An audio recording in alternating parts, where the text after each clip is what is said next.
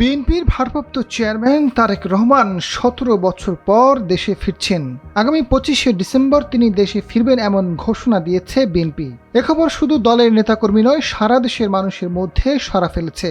তিনি ফিরলে নির্বাচনে ভোটের হিসাব পাল্টে যাবে, বিএনপির ভোট অনেক বাড়বে, ক্ষমতা যাওয়ার সম্ভাবনা বেড়ে যাবে বলে মনে করছেন রাজনৈতিক বিশ্লেষক ও বিএনপি নেতারা। বিএনপি নেতারা বলছেন, তারেক রহমান বাংলাদেশের ভবিষ্যৎ প্রধানমন্ত্রী। তার দেশে ফেরার খবরে নেতাকর্মীদের মধ্যে উৎসাহ উদ্দীপনা কয়েক গুণ বেড়ে গেছে। তার দেশে আসার অপেক্ষায় প্রহর গুনছে দলটির নেতাকর্মী ও সমর্থকরা। ফেরার খবরে তৃণমূল নেতাকর্মীরা নতুন উদ্যমে দলের পক্ষে এবং নির্বাচনে ধানের শীষকে জয়ী করতে কাজ শুরু করে দিয়েছে। তারেক রহমান যেদিন ফিরবেন সেদিন দেশে গণজোয়ার সৃষ্টি হবে। ধারণা করা হচ্ছে, রাজধানীতে তাকে স্বাগত জানাতে ১০ লাখের অধিক মানুষ সমাগম হবে। সর্বোচ্চ জনসমাগম ঘটাতে প্রস্তুতি শুরু করেছে বিএনপি। তিনি দেশে ফেরার পর আরও উজ্জীবিত হবে দলের নেতাকর্মীরা। তিনি নির্বাচনে নেতৃত্ব দেওয়ার পাশাপাশি সারা দেশে নির্বাচনী প্রচারণায় অংশ নেবেন। এতে ভোটের মাঠের হিসাব পাল্টে যাবে।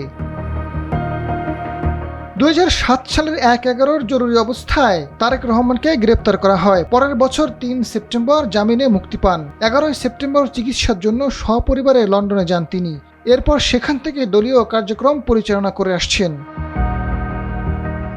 রাজনৈতিক বিশ্লেষকরা বলছেন, তারেক রহমান ৫ই আগস্টের পরপরই দেশের রাজনীতি অন্যরকম হতো। সারা দেশের দৃষ্টি তার দিকে থাকতো। তবে তিনি এখন দেশে ফিরলেও দেশে গণজোয়ার সৃষ্টি হবে। নেতাকর্মীরা উজ্জীবিত হয়ে দলের প্রতি আরও নিবেদিত হবেন, যার ইতিবাচক প্রভাব পড়বে সারা দেশে তৃণমূলে। এছাড়া তারেক রহমান বিএনপির নির্বাচনে নেতৃত্ব দেবেন, সারা দেশে প্রচারণা চালাবেন। এতে অতীতের ভোটের হিসাব পাল্টে যাবে, বিএনপির ভোট অনেকাংশে বেড়ে যাবে।